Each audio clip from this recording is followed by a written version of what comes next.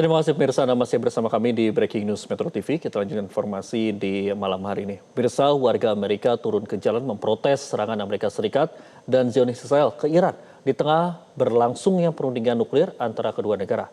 Aktivis pro-Palestina dan kelompok anti-perang meneriakkan slogan menentang konflik. Pemirsa, ratusan warga Amerika Serikat berunjuk rasa di Gedung Putih, Washington DC, mengecam serangan Amerika Serikat dan Zionis Israel terhadap Iran. Masa juga memprotes militer Amerika Serikat yang dihibahkan untuk Zionis Israel di tengah krisis ekonomi dan masalah di sektor pendidikan dan kesehatan Amerika Serikat.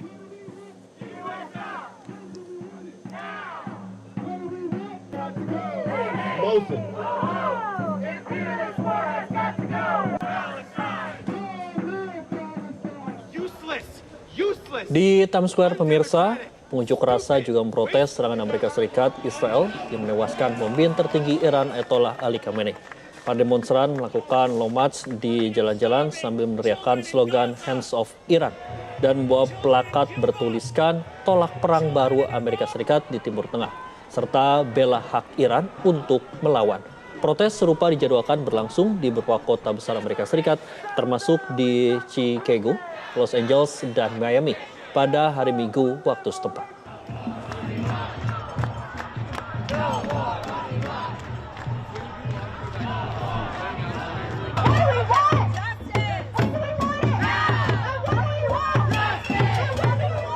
Pemirsa, serangan Israel dan Amerika Serikat yang dilaksanakan pada hari Sabtu kemarin telah menewaskan sejumlah pimpinan tinggi Iran dan pasca serangan tersebut wilayah Timur Tengah pun memanas. Lalu pasca serangan potensi seperti apa yang bisa terjadi dan seperti apa serangan Amerika tersebut ditanggapi di dalam negeri? Sudah bergabung bersama kami ada pengamat politik Amerika Serikat Didin Nasiruddin. Selamat malam Pak Didin. Selamat malam. Pak Didin, jadi seperti apa Pak Anda melihat serangan Amerika Serikat bersama sekutunya Israel yang pada Sabtu kemarin ini menyerang sejumlah lokasi di Iran? Kalau saya melihat ini sebagai bentuk upaya Amerika dan Israel untuk menuntaskan apa yang terhenti di tahun kemarin ya. Jadi Amerika punya kepentingan, Israel punya kepentingan, yang kebetulan klop sehingga serangan itu dilakukan. Bagi Amerika, ini terutama karena memang ada dorongan dari sekutu-sekutu di Timur Tengah yang merasa Iran sebagai sebuah semacam duri dalam daging ya. Jadi negara-negara Arab yang sudah membuat kesepakatan damai dengan Israel melihat Iran sebagai duri dalam daging karena mereka inginnya Timur Tengah berhentilah menjadi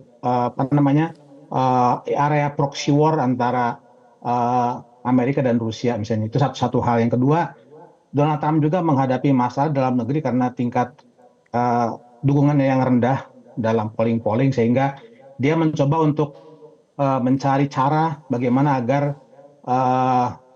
pollingnya naik, terutama kalau dia belajar dari apa yang terjadi ketika George Bush menyerang Irak dan pada tahun 2000-an ya, yang dimana saat itu dukungan masyarakat terhadap pemerintahnya naik dari 50% menjadi hampir 90%. Jadi dia mengharapkan adanya around the flag effect. Dan yang kedua, Trump juga sudah mengantisipasi adanya protes-protes karena dengan ketiga protes itu meluas, maka dia punya alasan untuk menerapkan namanya Insurrection Act, yaitu upaya yang sebuah undang-undang membolehkan dia untuk menggelar tentara federal di negara bagian sehingga itu bisa mempengaruhi pemilu sela pada November nanti. Bagi Israel, Iran memang sudah menjadi juga di dalam daging buat mereka karena dia menjadi satu-satunya negara yang punya kekuatan nuklir, kemudian tidak mau berdamai dengan Israel. Berbeda dengan negara lainnya yang sudah mulai menandatangani perdamaian dengan Israel. Itu beberapa hal yang mungkin bisa dijelaskan. Ya. Baik, Pak Didin, jika Iran ini terus memperluas serangan ke aset-aset atau pangkalan Amerika Serikat di sejumlah wilayah, terutama di Timur Tengah, seperti apa kemungkinan respon dari militer Amerika Serikat untuk sejauh ini, Pak? Ya mungkin Iran tuh cukup unik ya. Jadi kalau misalnya dulu Irak itu kan negara sekuler di mana pemerintah itu pemerintahnya jatuh maka tidak ada suksesi di dalam pemerintahnya. Kalau Iran kan berbeda. Karena Khamenei selain pemimpin tertinggi pemerintahan juga di sebagai pemimpin spiritual tertinggi dan pemimpin pemimpin eh, agama Muslim Syiah yang punya hampir 200 juta pengikut di seluruh dunia. Jadi meskipun pemerintahannya jatuh, maka pengikutnya kemungkinan akan bisa melakukan aksi balas dendam di berbagai negara dan itu menjadi masalah bagi Amerika saya kira. Pak Didin, tadi Anda sempat sampaikan bahwa cukup sulit begitu Pak untuk melawan Iran. Namun pertanyaan lainnya Pak, apakah dengan konflik ini akan mempengaruhi ekonomi di Amerika sendiri, termasuk misalnya saja harga minyak ataupun juga keamanan energi dan juga potensi inflasi domestik Pak? Harga minyak mungkin salah satu yang akan terdampak meskipun itu lebih ke psikologis karena selama ini suplai minyak di dunia sudah berlebih dan Amerika juga menjadi salah satu pengekspor minyak terbesar di dunia. Jadi ya, untuk di dalam negeri mungkin tidak akan terlalu pengaruh, tetapi untuk negara-negara lain mungkin iya gitu. Pak Didin, terkait dengan serangan ini sendiri untuk di dalam negeri Amerika Serikat, ini banyak juga masyarakat ini yang terbagi dua, ada yang pro dan juga kontra. Bagaimana Anda melihat dari adanya serangan yang dilakukan oleh Israel, terutama ini dibantu juga dengan Amerika Serikat, Pak? Jadi kalau kita melihat polling-polling di sana, memang hampir 70% masyarakat Amerika itu merasa bahwa Donald Trump itu fokus pada hal-hal yang bukan menjadi prioritas. Jadi kalau dulu ketika dia kampanye menjanjikan untuk menurunkan harga-harga, kemudian menurunkan inflasi, menambah lapangan kerja, tapi faktanya dari dimulai dengan adanya perang tarif, maka yang terjadi adalah sebaliknya. Jadi harga-harga meningkat, kemudian inflasi juga tidak terkendali dan jumlah tenaga kerja yang direkrut dari bulan ke bulan juga tidak meningkat secara signifikan. Dan tentunya perang dengan Iran ini menjadi masalah baru buat perekonomian. Tapi mungkin Trump punya agenda lain misalnya tadi bahwa mungkin dia mencoba untuk mencari cara bagaimana dia bisa menaikkan dukungan masyarakat lewat cara lain dengan perang seperti yang mungkin diharapkan terjadi pada era George Bush ketika perang Irak dan 9/11. Pak Didin, dari sejumlah korban begitu, salah satunya adalah korban dari pihak Amerika Serikat sendiri dan Donald Trump juga menyampaikannya begitu Pak. Bagaimana Anda melihat dari respon warga negara di Amerika sendiri melihat pernyataan dari Presiden Donald Trump yang seolah-olah ini mengorbankan warganya terkait dengan serangan terhadap di Iran ini Pak?